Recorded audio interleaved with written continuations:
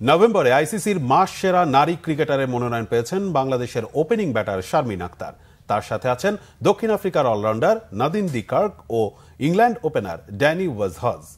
গত নভেম্বরে ১৬ মাস পর আন্তর্জাতিক ক্রিকেটে ফিরে আয়ারল্যান্ডের বিপক্ষে ৩টি ওয়ানডে খেলেছেন। তবে আইসিসির নভেম্বর মাসের বিষয় বলেই প্রথম ২ ওয়ানডেতে কাউন্টে হবে।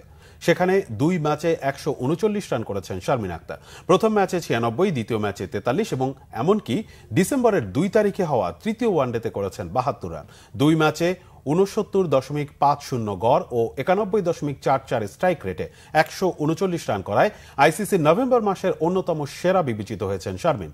তার সাথে মনোনয়ন পাওয়া ইংল্যান্ডের ড্যানি ওয়েজহজ দক্ষিণ আফ্রিকার বিপক্ষে ৩টি টি-২০তে গড়ে ৭১ করে করেছেন ১৪২ রান। ওই সিরিজে দক্ষিণ আফ্রিকার অলরাউন্ডার ব্যাট হাতে ৮০ রানের পাশাপাশি বল হাতে ৪ উইকেট নিয়েছেন। পুরুষদের ক্রিকেটে মাস সেরার মনোনয়ন পেয়েছেন ভারতের জসপ্রীত বুমরাহ, পাকিস্তানের হারিস রউফ ও দক্ষিণ আফ্রিকার মার্কো ইয়ানসেন। সেরা নির্বাচনে আইসিসি নির্বাচিত প্যানেল গুরুত্বপূর্ণ দায়িত্ব পালন করলেও আগ্রহী দর্শকরা আইসিসি ওয়েবসাইটে গিয়ে ভোট দিতে পারবেন। বাংলাদেশি নারী ক্রিকেটারদের মধ্যে এখন পর্যন্ত একজনই বাঁহাতি স্পিনার নাহিদা আক্তার ২০২৩ সালের নভেম্বরে আইসিসি মাস সেরা হয়েছেন।